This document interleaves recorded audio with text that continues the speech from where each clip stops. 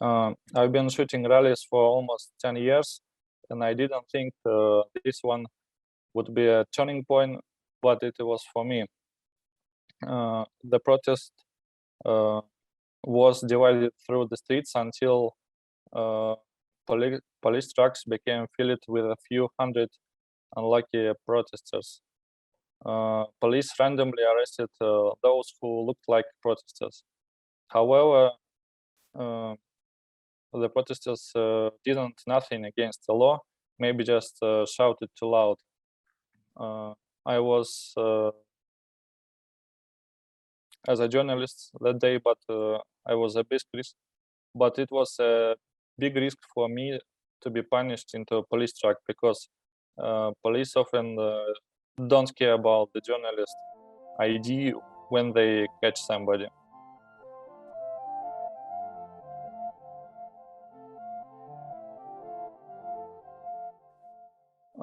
The protest on these 3 photos, a protest against the amendments to the constitution, which could nullify the previous presidential terms of Vladimir Putin and allow him to be elected as president for the next 2 terms starting 2024, which basically means to be president indefinitely.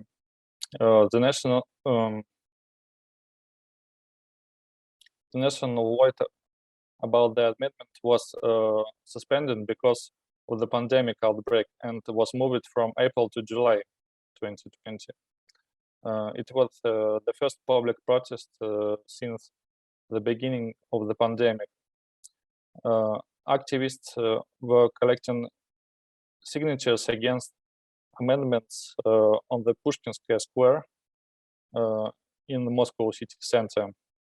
And then a lot of people have gathered. The crowd started chaotically marching down the boulevards. I captured how the protesters were arrested by the police. It was a bit scary to work as photographer on those protests, because it was happening in the middle of the pandemic. So it was a bit scary for me to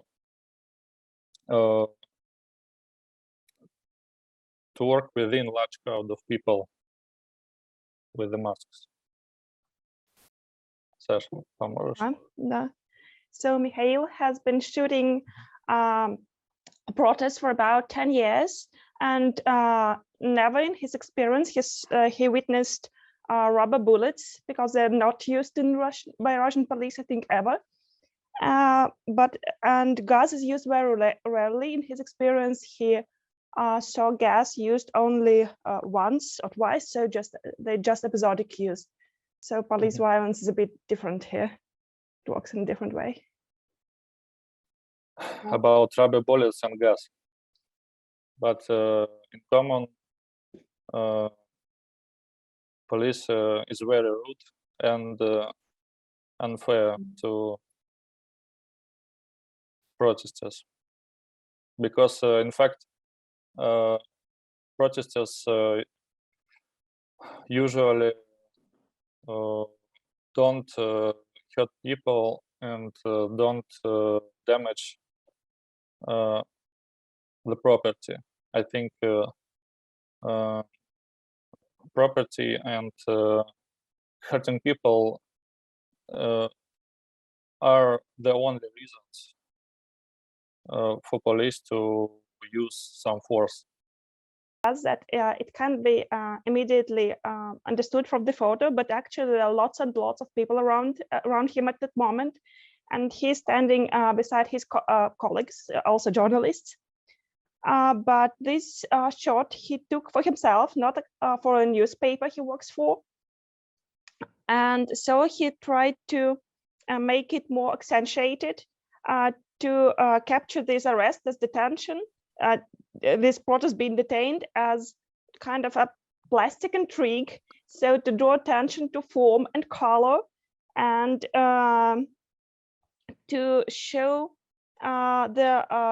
this contrast between the person being arrested and the night lights of this city.